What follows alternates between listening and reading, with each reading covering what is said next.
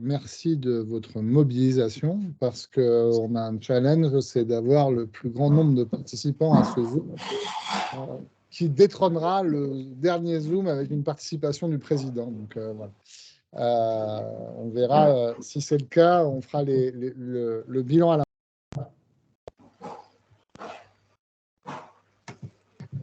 Ton micro est coupé, Sébastien. Quelqu'un l'a coupé. Hein, voilà. Donc, je disais, c'est un sujet important pour l'Union nationale des entreprises adaptées qui concerne le Zoom de ce jour. C'est le sujet de l'accompagnement dans l'emploi et plus largement, c'est un sujet qui a fait l'objet d'une assemblée générale extraordinaire. Je reviendrai dessus pour remettre un peu de contexte. Le Zoom de ce jour, donc, ça concerne l'accompagnement dans l'emploi. Je vais remettre un peu de contexte et je sais que les équipes après viendront un peu plus dans le détail. Mais en 2018, il y a eu une réforme de notre secteur qui avait été notamment démarrée par les propos de Muriel Pénicaud devant l'Assemblée nationale qui avait rappelé qui s'est exprimé en disant que les EA étaient des trappes à personnes en situation de handicap. Ça nous avait fortement déplu à l'UNEA et derrière, on avait communiqué, on avait mobilisé, on a participé à la suite de ça à la réforme. Autant que faire se peut, et on a obtenu le cap vers l'entreprise inclusive. Derrière ces propos, c'était l'image de notre secteur qui était écorné et qu'on renvoyait quand même, il faut en être conscient. Hein. C'était l'image d'un secteur très protectionniste qui ne générait pas de flux dans ses salariés et qui accompagnait peut-être pas à la hauteur ses salariés. Donc, je ne suis pas d'accord avec ces propos. Bien sûr, ça fait 30 ans que les entreprises adaptées existent et 30 ans qu'on accompagne nos collaborateurs dans une optique entrepreneuriale et dans une optique inclusive. Seulement, aujourd'hui, la réforme est venue faire expérimenter deux modèles, le CDD tremplin et l'entreprise adaptée de travail temporaire, qui sont des modalités de contractualisation pour le CDD tremplin et un dispositif pour l'entreprise adaptée de travail temporaire qui, naturellement, génère du flux dans les EA, ce qui n'était pas le cas. Alors, il y a eu beaucoup de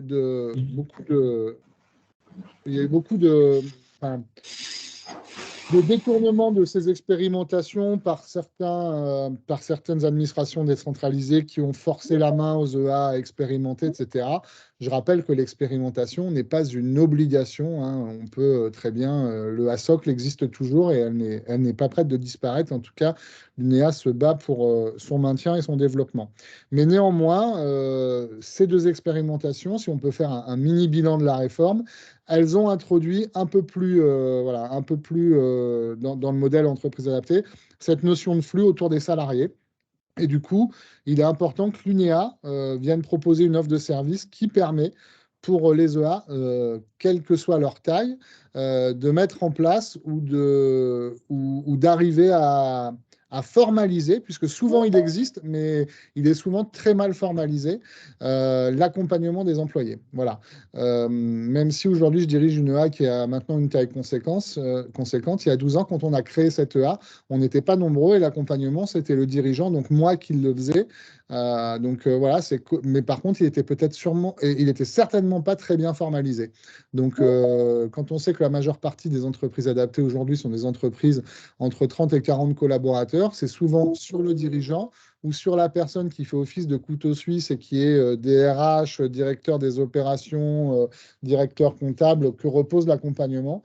Et ben nous, on vous propose aujourd'hui, lors de ce Zoom, de pouvoir formaliser ces fonctions, accompagner des gens voilà, pour remplir ces choses-là et pourquoi pas mutualiser après, puisque l'objectif ultime, c'est d'arriver à mutualiser pour les EA qui n'auraient pas la capacité à avoir ces postes d'accompagnateurs dédiés dans leur structure. Donc pour cela, je le rappelais, il y a une assemblée générale extraordinaire à laquelle on avait le quorum qui s'est déroulé au mois de janvier, lors de laquelle on a modifié des choses purement administratives, mais quand même très importantes, puisque aujourd'hui, l'Académie UNEA est un CFA et donc peut mettre des gens dans un cursus professionnalisant soit apprenti, soit contrat de pro. Donc tout ça, on va vous le présenter aujourd'hui. Il y a un énorme engouement autour de ces choses-là et on avait fait un sondage sur les entreprises adaptées, sur les besoins en formation et les besoins de structuration de l'accompagnement étaient dans le top 3 des demandes des entreprises adaptées. C'est pour ça que les opérationnels se sont mobilisés pour monter cette offre de service et qu'on a même été recruter quelqu'un qui se présentera aujourd'hui spécialement sur ce projet aux côtés de Loïc Marquet qui est le responsable de l'académie, voilà, pour venir dérouler cette nouvelle offre de service. J'en ai déjà beaucoup trop dit, j'ai été trop long d'1 minute, vous m'excuserez Benoît, et je te passe la parole pour rentrer dans le vif du sujet. On aura un temps d'échange à la fin. Si vous avez des questions, utilisez le chat, privilégiez le chat sur le côté. Allez, vas-y Benoît. Merci Sébastien. Alors, bien, on va parler effectivement aujourd'hui d'accompagnement socio-professionnel en entreprise adaptée. Avec quatre séquences. On va commencer par se redire un petit peu pourquoi est-ce qu'on parle de l'accompagnement dans l'emploi dans les entreprises adaptées. On va ensuite, et ce sera Céline Furina, directrice des opérations Lumina, qui vous présentera notre projet dans sa globalité, suivi par Loïc Marquet et Véronique Darly de l'Académie, donc qui vont faire un focus sur ce titre RNCP qu'on souhaitait vous présenter aujourd'hui. Et puis, on terminera par l'ensemble des infos pratiques, combien ça coûte, comment ça se finance, comment ça s'organise, etc., etc. Donc, je vous le rappelle, si vous avez des questions, n'hésitez pas à les poser dans le chat. On aura aussi des petites séquences à la fin. Et avant d'attaquer sur le pourquoi, je vais vous poser une petite question, histoire qu'on commence avec un petit sondage en ligne. Ça prend 10 secondes, c'est anonyme, rassurez-vous. Comment évalueriez-vous aujourd'hui la qualité de vos actions d'accompagnement socio-professionnel ? Forcément très performante, perfectible. Est-ce qu'on est vraiment obligé d'en parler ? Très perfectible. Voilà, je vous laisse deux petites minutes. C'est juste histoire de prendre un petit peu la température.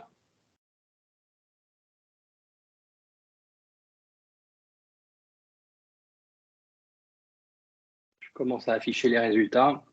Vous êtes 63% aujourd'hui à dire à qualifier en tout cas vos pratiques de perfectibles, 22% performantes, 5% très performantes, on en parlera tout à l'heure justement, et puis 10% très perfectibles. Deuxième petit sondage, comment ça se passe chez vous, l'accompagnement socio-professionnel ? Qui, au sein de votre structure, assure cette fonction ?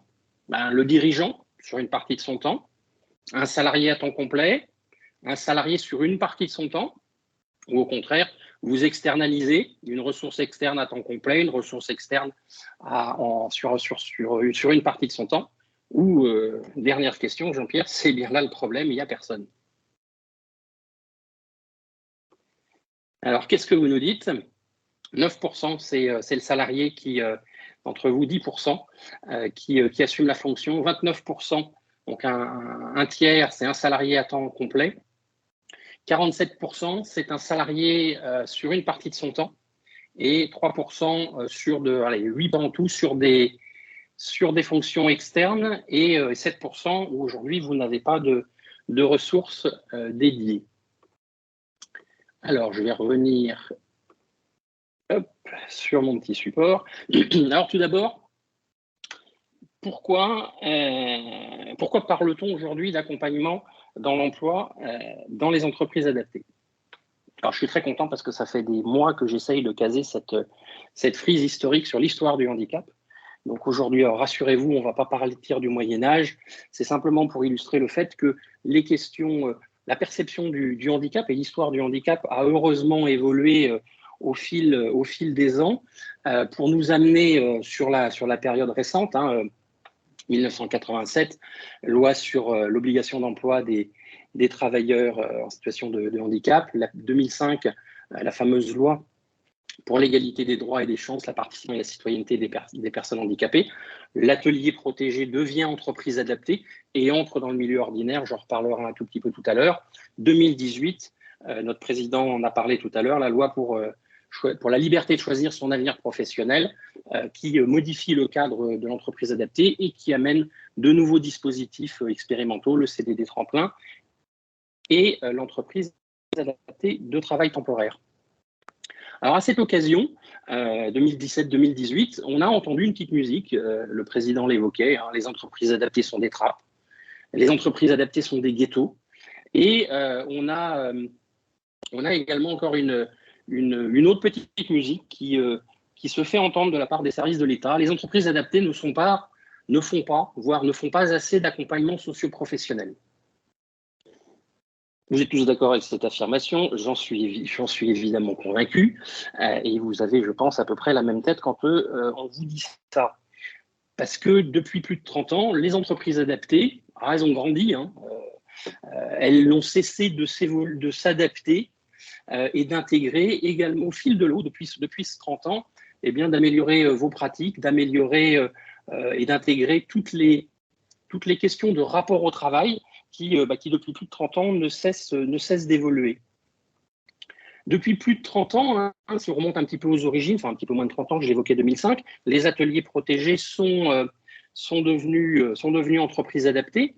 Les ateliers protégés ont été créés parce qu'à un moment donné, il y avait cette impérieuse nécessité de protéger et de soutenir l'accès à l'emploi des personnes en situation de handicap.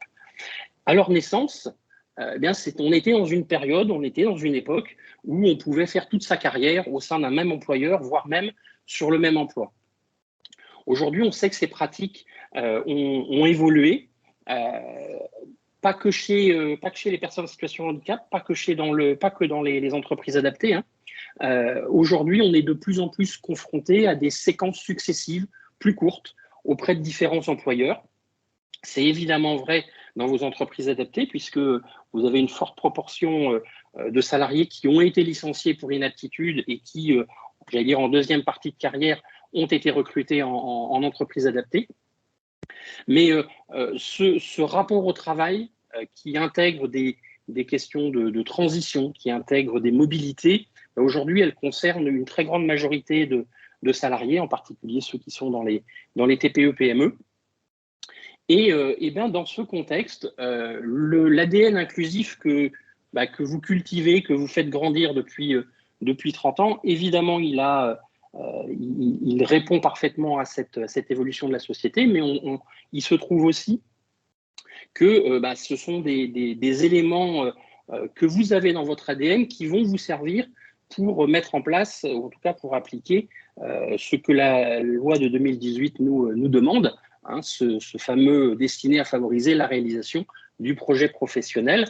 Je fais un petit rappel hein, sur cet article L5213-13-1 qui dit bien que l'entreprise adaptée met en œuvre pour ses salariés un accompagnement spécifique destiné à favoriser la réalisation du projet professionnel, la valorisation de leurs compétences et leur mobilité au sein de l'entreprise adaptée ou vers d'autres entreprises. Cette mission et la vocation, hein, d'abord la vocation de l'entreprise adaptée, elle est la même depuis 2005, mais le législateur de 2018, eh bien, il a changé un verbe dans cet article.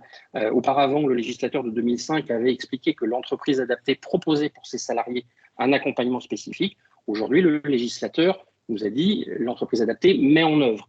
Ce changement de terminologie a aussi renforcé les attentes des services de l'État et évidemment, vous y êtes confrontés, vous y avez été confrontés dans vos dialogues de gestion, vous allez y être confrontés de plus en plus dans le renouvellement du CEPOM, mais vous n'aviez évidemment pas, pour une grande majorité d'entre vous, attendu la loi, puisque, et ça c'est un petit peu le constat qu'on avait fait, mais qui a été confirmé par le petit sondage en ligne qu'on a fait en début de webinaire, c'est que il y a des entreprises adaptées, je vais commencer par le bas de la diapo, hein, qui sont, on va dire, qui sont des locomotives, qui sont dans l'innovation, qui en tout cas ont déjà j'allais dire un train d'avance, si vous me permettez ce mauvais jeu de mots, sur les questions d'accompagnement socio-professionnel, en tout cas qui se sont donné les moyens, parce qu'elles en avaient aussi la possibilité pour être en pointe sur ces questions.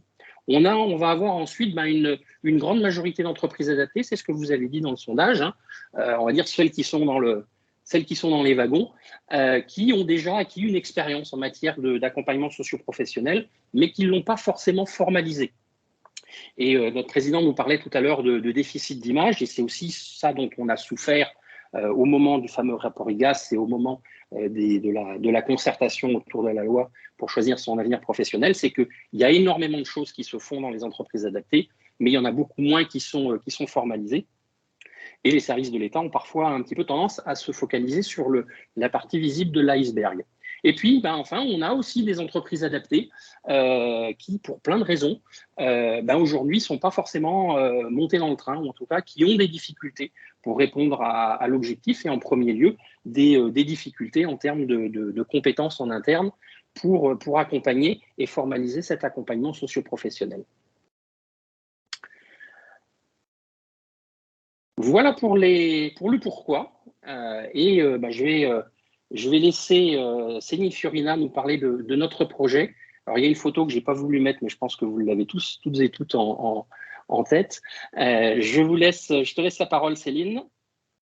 Si ton micro est ouvert. Ouais, je viens de l'ouvrir. Je ne vais pas résister, pardon.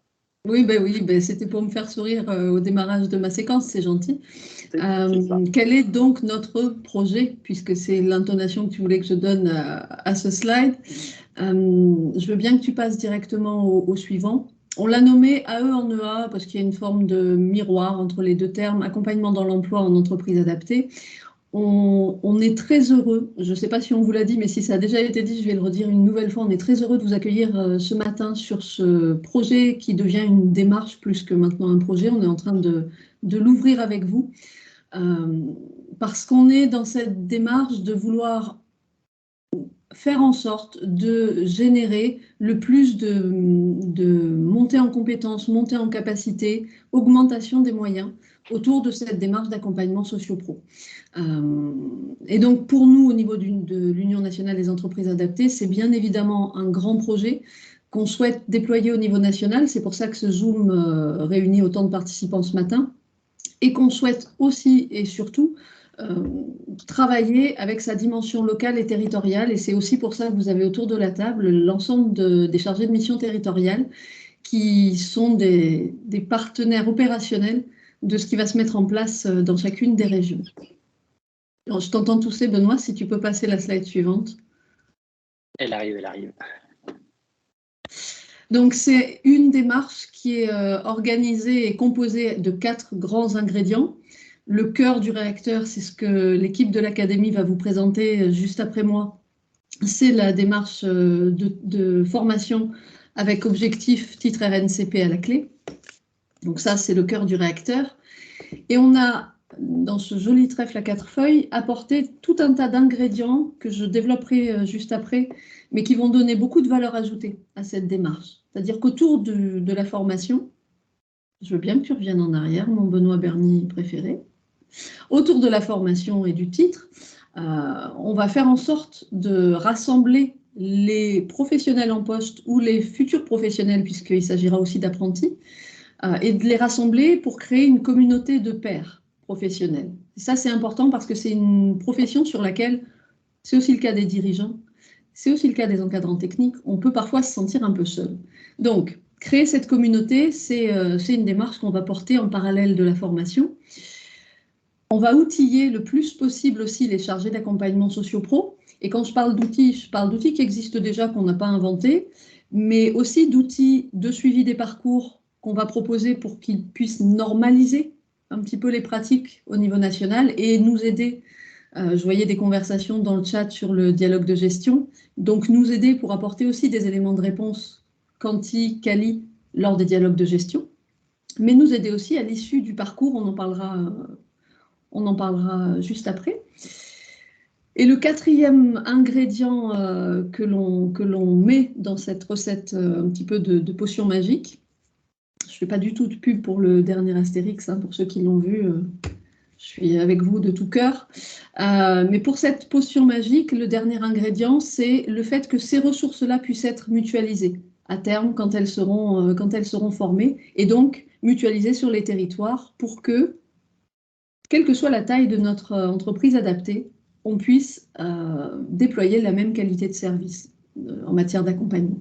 Là, tu peux y aller, Benoît. On n'a eu qu'une seule répète, hein, vous nous excuserez.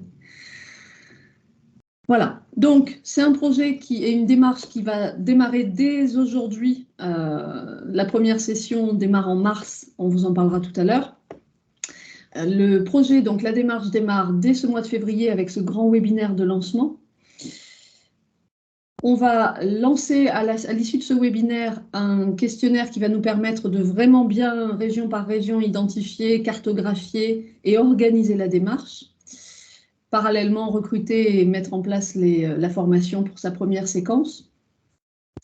Sur l'année 2023, pendant que tous nos professionnels et apprentis sont en cours de formation, avec toute l'équipe et vous, dirigeants, mettre en place les conditions de mutualisation futures, parce que quand la formation s'achève, il faudra qu'on soit prêt à mettre en poste ces professionnels. On va aussi, avec l'équipe, mettre en place les modalités de supervision de ces professionnels et d'échange de pratiques, puisqu'on croit beaucoup en la richesse de ces moments-là de partage, qu'on sera en capacité aussi de déployer sur d'autres métiers dans quelques temps au sein des EA. Et on fera en sorte aussi de valoriser les actions qui sont mises en œuvre, parce que comme plein de structures ou de réseaux, on peine à mettre en valeur ce que l'on fait parfois très bien et à faire savoir ce que l'on fait parfois très bien. 2024, ce sera le temps de proposer de la supervision pour vos équipes, proposer de la formation continue et poursuivre donc cette animation de communauté. Je laisse un petit silence, Benoît, quand... OK. Je vous le disais, c'est bien plus qu'une formation. Alors, vous avez cette formidable photo de pandas qui se soutiennent pour dépasser cette barrière. Merci, Benoît, pour le choix des graphismes, à chaque fois opportun. Je vous le disais, si je commence par la première petite cellule à gauche, c'est la mise en place de cette communauté, et ça, c'est bien plus qu'une formation. La deuxième petite pastille en bas à gauche, c'est cette démarche de mutualisation, puisque on a bien entendu que pour certaines structures, mettre en place un professionnel, ça posait des problématiques de gestion de cette ressource, encadrement de cette ressource, temps de travail de cette ressource, donc une mutualisation de ces professionnels. Je vous le disais tout à l'heure, le fait de partager des outils, à la fois sur le suivi des parcours, mais aussi des outils à l'issue pour favoriser les transitions pour les personnes qui sont en CDD notamment, vers le monde de l'entreprise et vers d'autres types d'emplois. Mettre en place des outils à cet endroit-là permettra de vous apporter un véritable soutien technique aussi pour que ces accompagnements et ces parcours soient de vrais tremplins et de vrais succès. Et poursuivre l'organisation de temps d'échange et de formation continue pour faire en sorte que ce beau dispositif, ce beau titre, cette chouette communauté puisse s'appuyer sur des contenus au fil de l'eau de professionnalisation. Tu as vu, je suis silencieuse, Benoît. Merci. Oui, mais je n'arrivais pas à réactiver mon micro. Merci, Céline. Je vais passer la... Micro coupé, Benoît Bernier. Tu t'auto-censures. J'aurais pas pu le faire mieux que toi. C'est terrible, c'est terrible. Est-ce que vous m'entendez? Oui. Oui. Alors, donc je passe la parole après cette présentation du projet dans sa globalité. Je vais passer la parole à Loïc Marquet et à Véronique Darly, qui seront vraiment les deux opérationnels, les deux contacts référents sur ce projet. Loïc. Alors, bonjour à toutes et à tous. Je suis Loïc Marquet, responsable de l'Académie pour ceux et celles qui ne me connaissent pas encore. Avec Véronique Darly, nous allons parler plus précisément d'un des 4 ingrédients que vient juste d'évoquer Céline, à savoir le titre RNCP 403, titre inscrit au répertoire national des certifications professionnelles de France Compétences. C'est un titre qui est de niveau Bac+2. L'académie, et plus précisément Véronique Darly, qui a les compétences pour le faire, ainsi que l'équipe de l'académie, je pense à l'équipe administrative de l'académie, vont déployer différentes sessions au travers des territoires. La première devant débuter à la fin du premier trimestre 2023. Le titre RNCP 403 de chargé d'accompagnement dans l'emploi est un titre qui nécessite 630 heures de formation. À cela, on peut ajouter 70 heures d'examen avec un rythme d'alternance de une semaine tous les mois, une semaine de face-à-face pédagogique. Véronique Darly, qui vient juste d'arriver à l'UNEA depuis octobre dernier, va vous présenter les objectifs de cette formation. Donc, je passe la parole à Véronique. Véronique, ton micro. Excusez-moi. Bonjour à tous, vous m'entendez? Oui. Bonjour à tous, donc je me présente, donc Véronique Darly. Effectivement, donc j'ai intégré l'UNEA, donc l'académie, depuis le mois d'octobre, hein, comme l'a souligné bien sûr Loïc Marquet. Et donc j'ai été engagée à l'UNEA donc comme chargée de projet sur la formation justement d'accompagnement socio-professionnel. Voilà, donc mon rôle, c'est la mise en œuvre, en tout cas, de cette formation, du diplôme donc RNCP 403, donc de niveau 5, hein, qui est le Bac+2. Alors cette formation, elle est donc c'est une mise en œuvre qu'on a, après une grosse réflexion qu'on a mis en place au sein de l'académie. Par le CFA. Donc, on a ouvert un CFA au sein de l'académie, puisque cette formation, on va la proposer en alternance, hein, donc pour différents profils, aussi bien pour des personnes qui sont donc déjà d'une part en poste au sein des entreprises adaptées. Donc, l'objectif, bien sûr, c'est de former des personnes à l'acquisition des compétences techniques, hein, professionnelles nécessaires. Donc, c'est surtout de formaliser, puisqu'aujourd'hui, donc j'ai bien entendu qu'il y a des personnes qui aujourd'hui occupent bien sûr ces missions d'accompagnement socio-professionnel au sein des entreprises adaptées, mais ce n'est pas forcément leur fonction. Hein. Donc voilà, l'objectif aussi, c'est de pouvoir donner l'opportunité aux personnes qui souhaitent se former réellement à ce métier, et surtout de formaliser par un titre RNCP 403. Voilà, ça vous donne l'opportunité d'avoir un diplôme, en tout cas. Donc, alors dans un premier temps, effectivement, on privilégie les personnes qui sont au sein des EA pour se former à ce titre professionnel, mais pas que, aussi. On l'ouvre aussi, bien sûr, à des personnes aussi qui souhaitent se former aussi à ce métier. Donc, l'alternance qui sera proposée aussi bien en contrat d'apprentissage, mais aussi bien en contrat de professionnalisation également.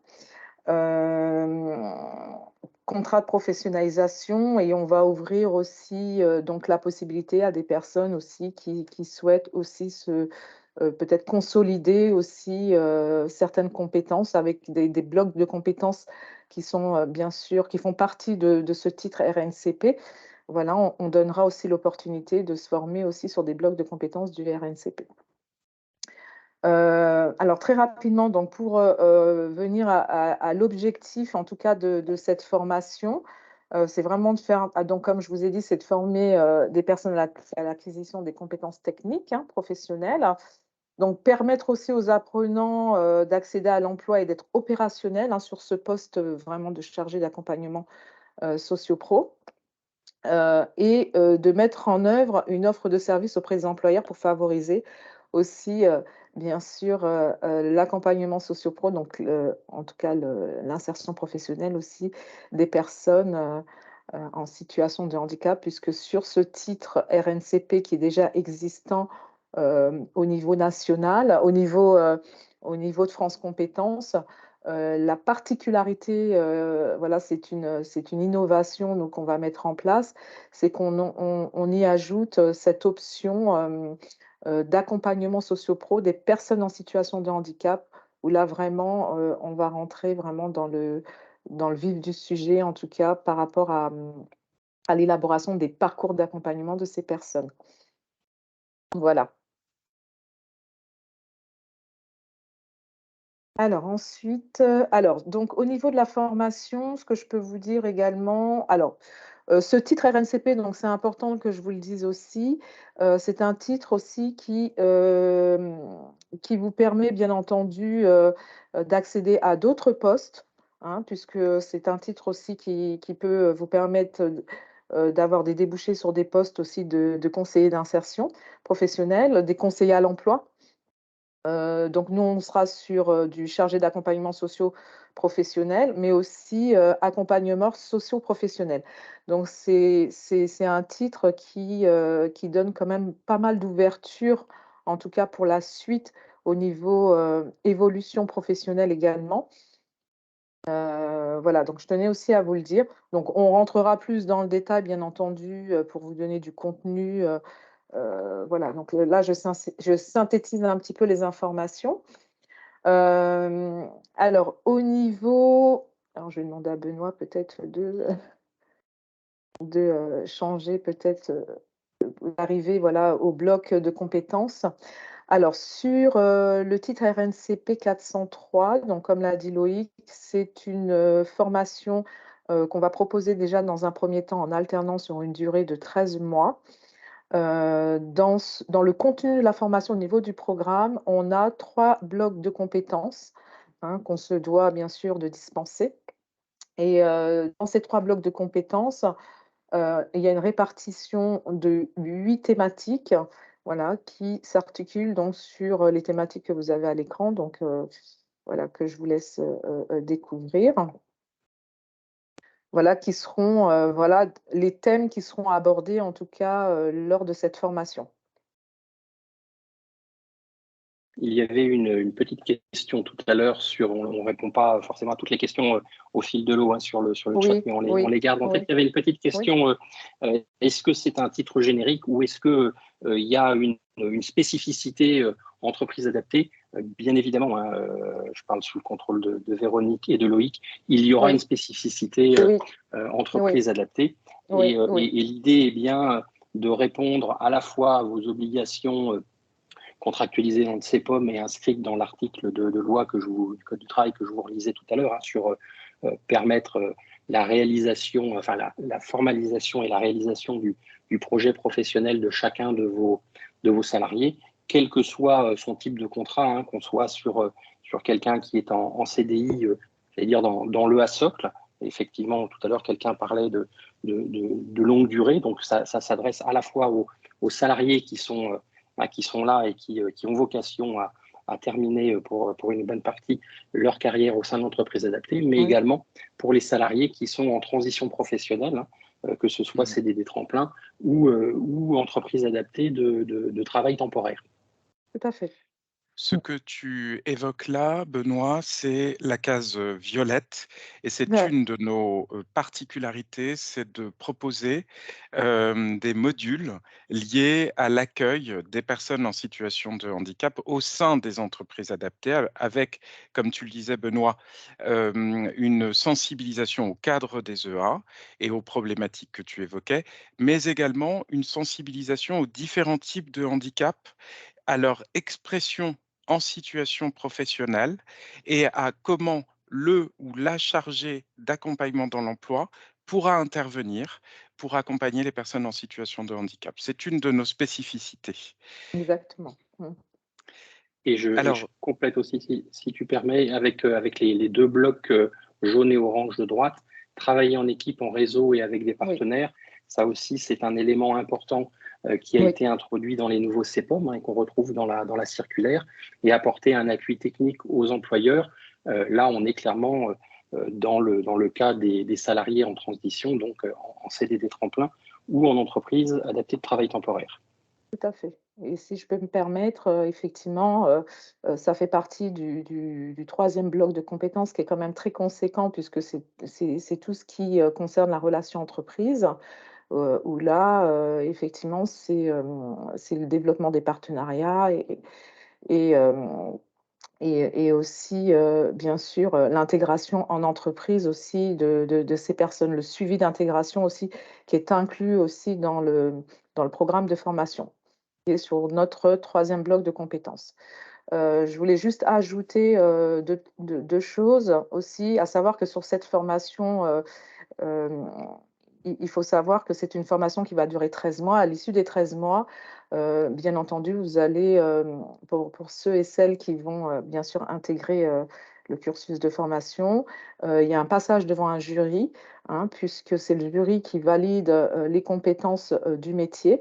Hein, où vous allez, bien sûr, devant le jury, il y aura aussi un mémoire à rédiger, hein, je tiens aussi le préciser, à la fin de la formation, mémoire à rédiger et passage devant le jury sur une mise en situation que le jury va évaluer pour valider le diplôme.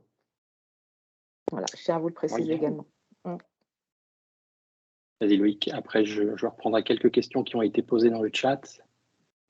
Alors, je vais continuer notre web. Non, du coup, je vais faire les quelques questions. Il y a Loïc, dans quelques instants, va aborder les questions très pratico-pratiques. Il y a Patricia Gros qui demandait, cela veut-il dire recruter une personne dédiée? Non, justement. Et c'est bien un des éléments de la démarche, c'est que c'était un petit peu la question que vous avez posée aussi, hein, certaines entreprises, en fonction de leur taille, ont des ressources dédiées à 100%, voire en partie. Ce qu'on vous propose aussi dans cette démarche, c'est d'envisager des mutualisations de fonctions entre plusieurs structures.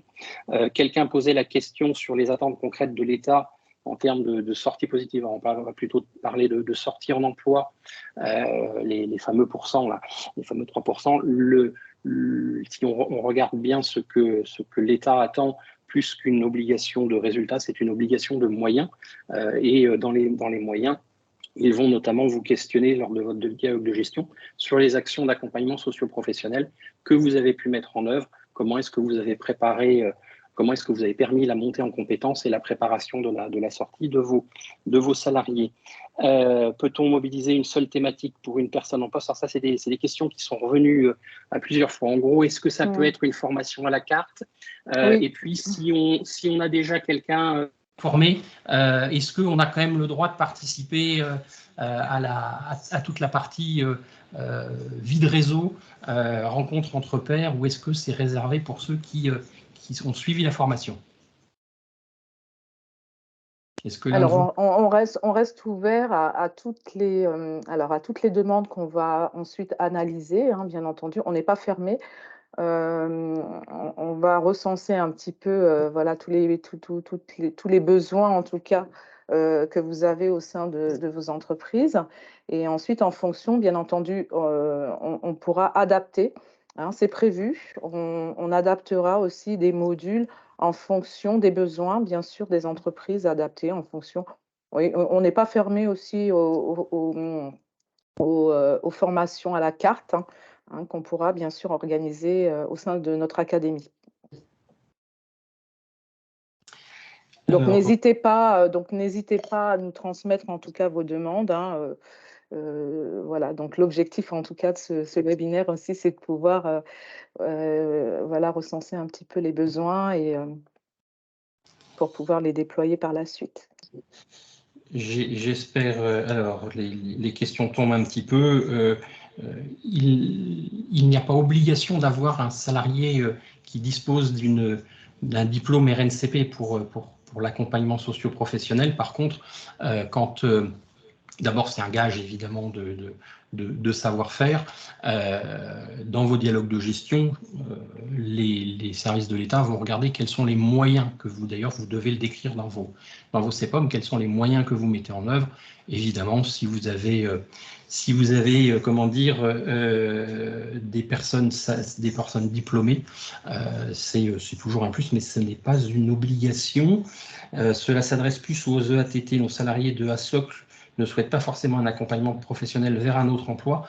Alors là-dessus, je relis la loi et je ne redis que la loi, c'est que l'entreprise adaptée doit, que je ne dise pas de bêtises, hop, je vais la reprendre exactement, hein, l'entreprise adaptée met en œuvre pour ses salariés un accompagnement spécifique destiné à favoriser la réalisation de son projet professionnel, valorisation de ses compétences et leur mobilité au sein de l'entreprise adaptée ou à l'externe. Si vous avez des salariés dont le projet professionnel est de rester en poste et de rester sur cet emploi, c'est un projet professionnel comme un autre.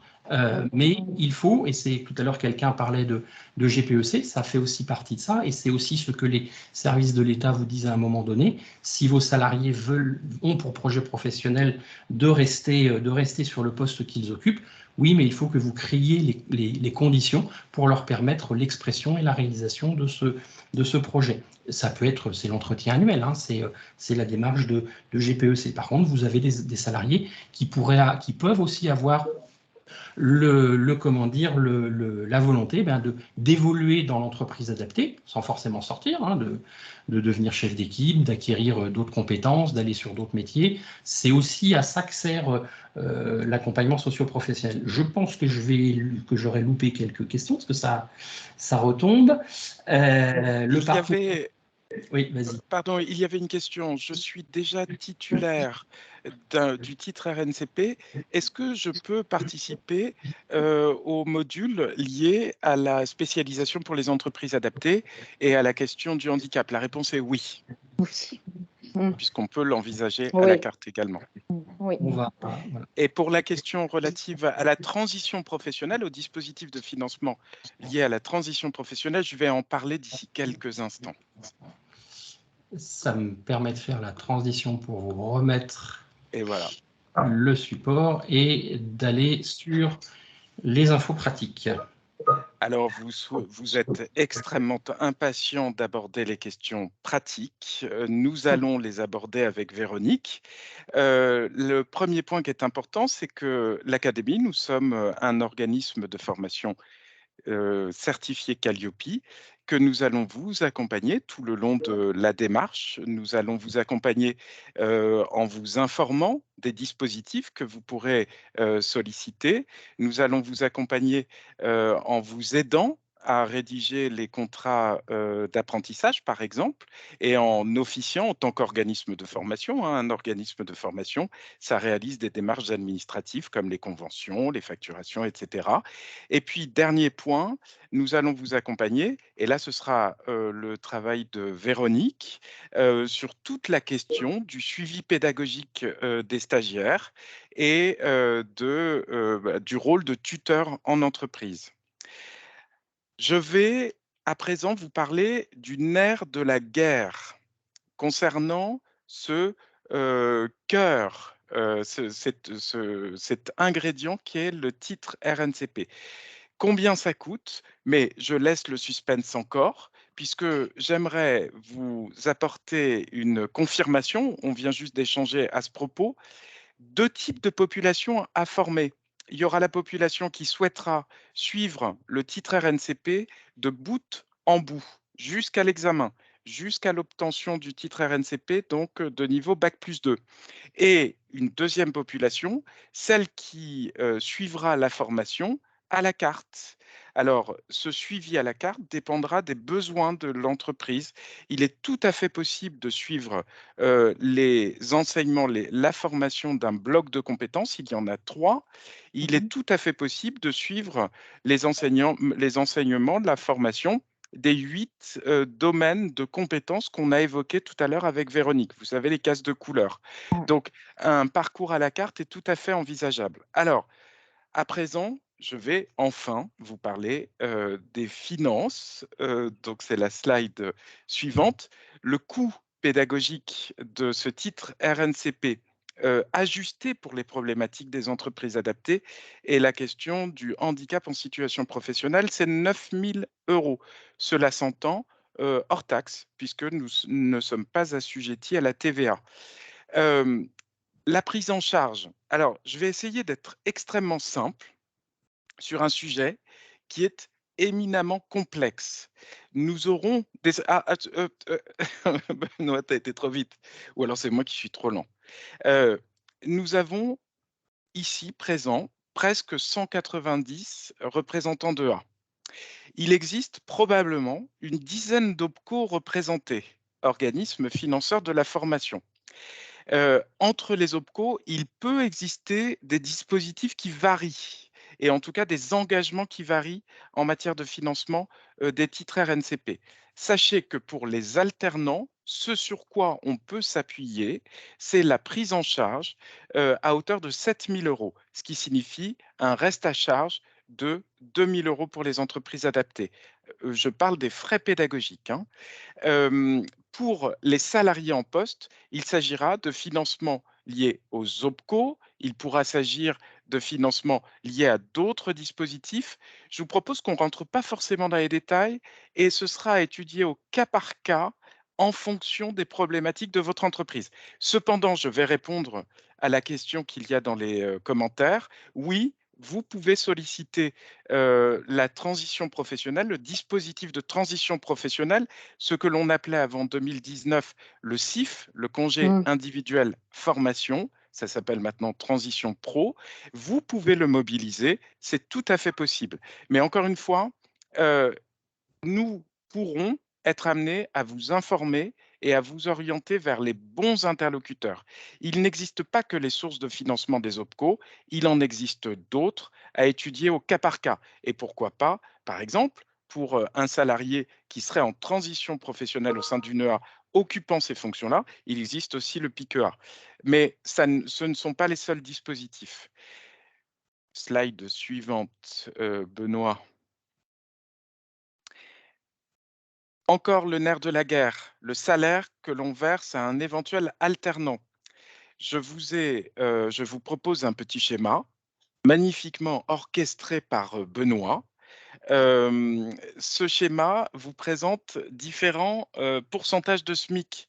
La rémunération de l'apprenti varie en fonction de l'âge, varie en fonction de la durée de formation. Donc là, j'ai distingué première et deuxième année. En réalité, pour notre formation, la deuxième année ne correspondra qu'au dernier mois. Donc, entre 18 et 20 ans, on est entre 43 et 51% du SMIC.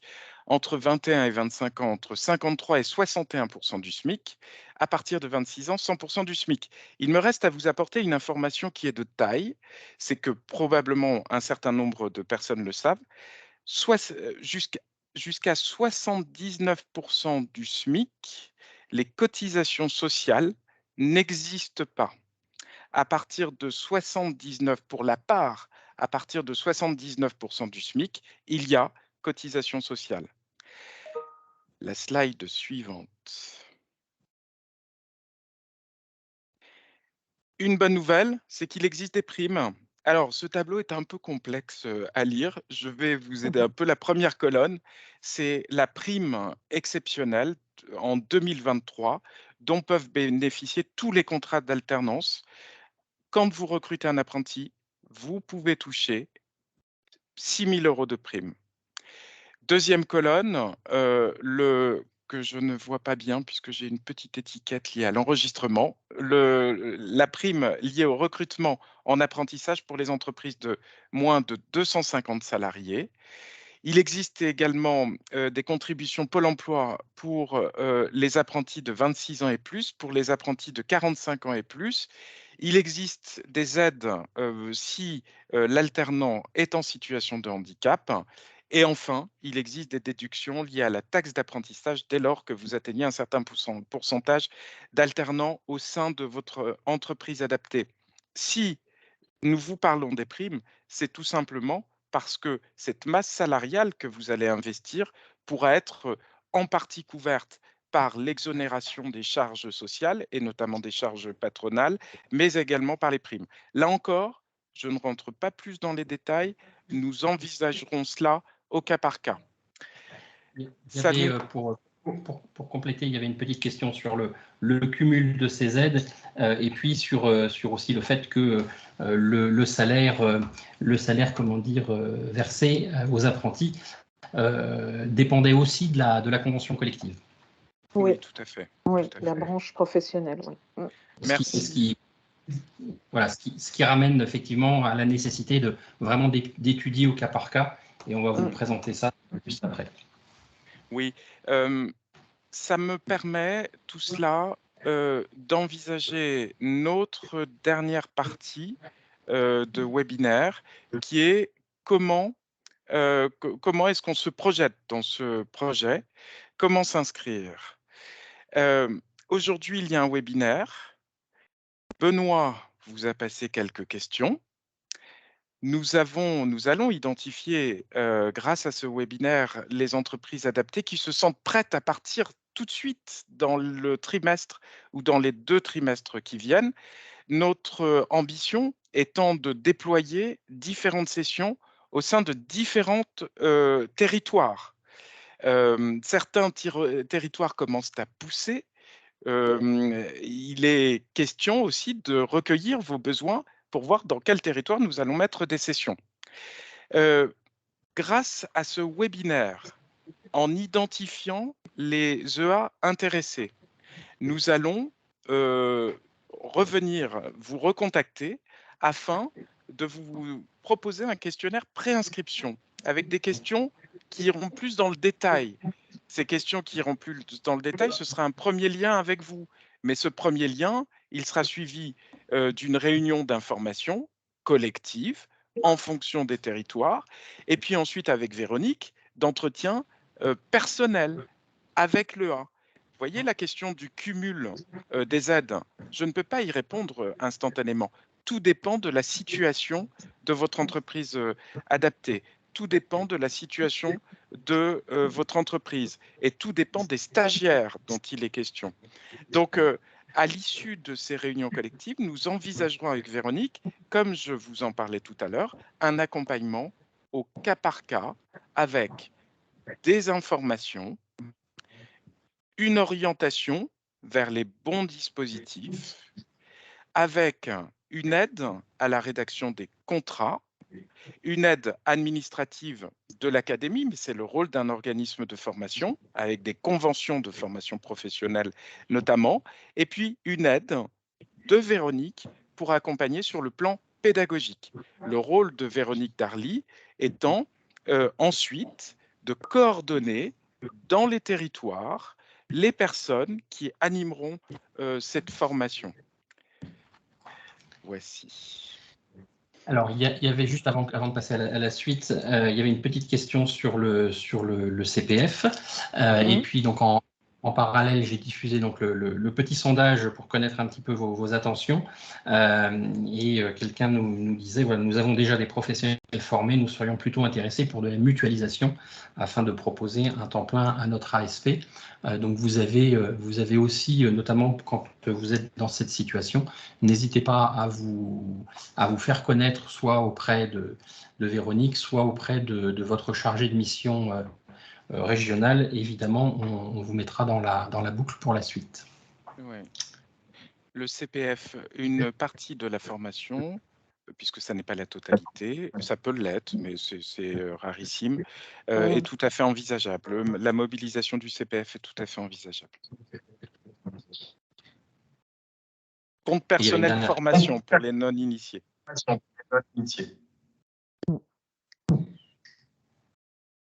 Il y avait aussi une question de Patrice Fagro, il me semble qu'on n'y a pas répondu, même si nous n'avons pas de candidat. Je n'ai pas l'impression qu'on y ait répondu. La question des candidats pour devenir apprenti, c'est bien cela? Patricia, je te laisse, oui, tout à fait. préciser. Si on n'a personne et qu'on souhaite mutualiser avec d'autres EA, est-ce qu'il y a déjà des candidats que vous auriez, je dirais, qui pourraient être formés et proposés à plusieurs EA? Véronique, je te laisse la parole. Oui. Oui, vous êtes sur l'Île-de-France? Vous êtes où? Vous êtes, excusez-moi. Non, sur le Rhône. Non, les Sur Rhônes. le sur le Rhône. Rhône. D'accord, sur le Rhône, oui. Oui, effectivement, de toute façon, c'est ouvert et effectivement en externe aussi. Donc, si toutefois vous n'avez pas de candidat, oui, il y a déjà une forte demande, en tout cas en externe, pour être formé sur le titre, hein. On n'a pas de doute, Patricia, sur l'intérêt de la formation pour des Oui. candidats alternants.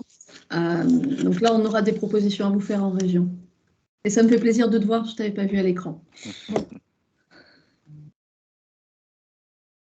Alors, nous avons déjà en stock des candidats intéressés qui postulent d'une façon Oui. spontanée. Oui. Nous avons des candidats qui sont intéressés parce qu'ils font partie du réseau ou elles font partie du réseau. Et Oui. puis, au sein des territoires, nous lancerons, le moment venu, des communications pour recruter des stagiaires apprentis.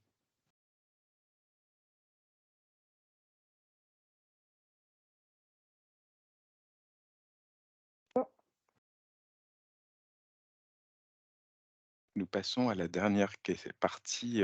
Il y a juste de une ce petite question webinaire. aussi à laquelle il n'y a pas eu de réponse apportée sur l'âge maximal des alternants, puisque normalement la règle, sauf si c'est un TH où il n'y a pas de limite Voilà. d'âge, la règle c'est 30 ans. Donc ça n'a pas été abordé ça. Ouais. Oui.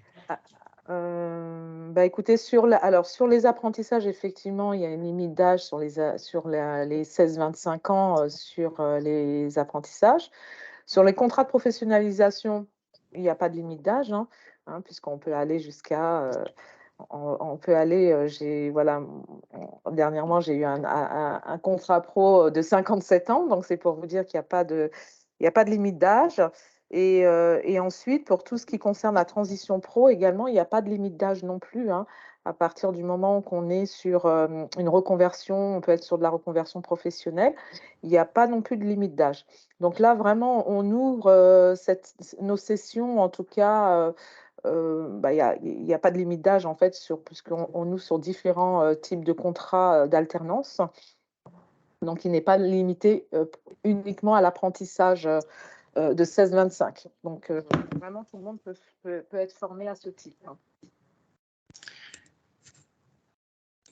On s'approche tout doucement de la conclusion. Oui. Si c'était bon pour vous, Véronique et Loïc. Oui, on peut répondre aux questions Oui, c'est au bon. fil de l'eau. Alors, première session des marquants. Alors, la première session, elle va démarrer donc à l'UNEA Pantin, donc en Île-de-France, pour le 6 mars. Donc, c'est bientôt. L'objectif, c'est de décliner dans les régions dans les semaines suivantes au fil de l'eau. Donc, on se priorise, on se focalise. On est une toute petite équipe, hein, on n'a pas l'air comme ça, on a l'air trop costaud, mais on est une toute petite équipe. Donc, on se focalise sur le lancement de la première session et on organise avec les collègues chargés de mission la mise en place dans les sessions, dans les régions, dans les semaines à venir. Oui. Donc, l'objectif, c'est qu'à l'issue de ce webinaire, on vous pousse un questionnaire, justement pour identifier les EA qui sont partantes immédiatement dans les prochaines semaines, à la fois Île-de-France et dans les régions. Et on vous réunit ensuite en visio par région et on continue à organiser, mais en descendant la maille au plus fin auprès de vous. J'espère que ça a répondu à vos questions. Y a-t-il des conditions pour intégrer la formation? Alors, les conditions par rapport à cette formation, les conditions d'accès, c'est avoir un niveau bac. Donc, quand on parle de niveau bac, puisque c'est une formation, je vous rappelle, qui permet d'atteindre un niveau bac plus 2. Donc, niveau bac, bien entendu, bon, l'avantage, c'est vrai que si vous avez déjà une expérience en milieu, bien sûr, social, bon, ce sera les critères, en tout cas, les prérequis pour intégrer la formation. Après, c'est vrai qu'on n'est pas fermé non plus, hein. On examinera bien sûr toutes les candidatures en fonction des profils. Alors, il y avait C'est pas exhaustif. Voilà, c'est pas exhaustif. Oui. Il y avait des questions sur plus d'informations et sur les contacts. Donc, à l'issue de ce Zoom, vous recevrez une petite fiche formation qui évidemment le support, hein, mais la fiche formation qui vous redétaille, qui vous précise dans le détail le contenu de la formation. Vous aurez également les coordonnées à la fois de Véronique, de Loïc et également de vos chargés de mission. Et donc, on vous enverra tout cela d'ici demain. Donc voilà, pour ces infos pratiques. Si j'ai bien compris, le souhait de pouvoir dispenser la formation en région en vous appuyant sur un réseau de personnes formées. Ce volet-là sera davantage développé dans le temps avec notre délégué régional. Oui, évidemment, ça va se déployer. L'objectif, c'est que ça se déploie rapidement. Première session à Pantin dès le mois prochain. Et puis ensuite, ça va se décliner. Et pareil, la communauté d'acteurs a vocation aussi à se décliner et à s'étoffer. Hein. Tout à l'heure, Céline, vous avez présenté le projet déjà sur les 3 prochaines années. Lien avec iFormAdapt, iFormAdapt, c'est le logiciel de GPEC qui est déployé par CoSavoir, que vous êtes un certain nombre à utiliser.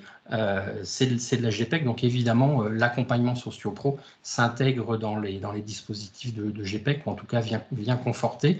Vous êtes certains autres, vous êtes outillés avec d'autres outils, hein, notamment ceux qui sont dans des associations. Est-ce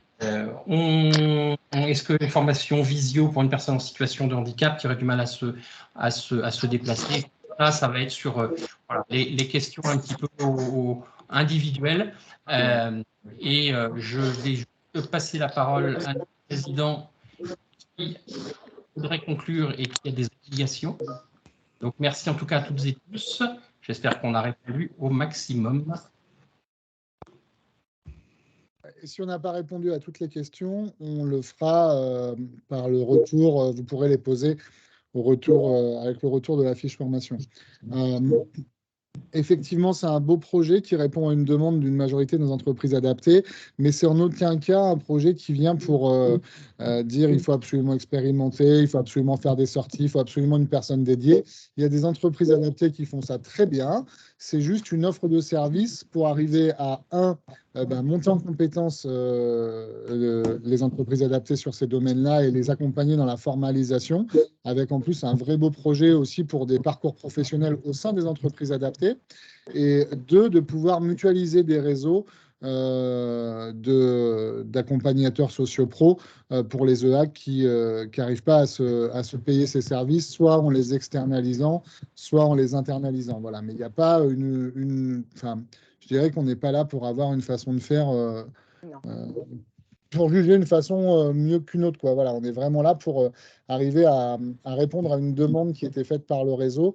Et je trouve que c'est un projet ultra sympa. Et surtout, l'importance, c'est qu'on ait notre titre porté par notre réseau et qu'on ne se fasse pas encore imposer un titre qui viendrait. Voilà, on nous parle souvent de rapprochement entreprises adaptées, entreprises d'insertion.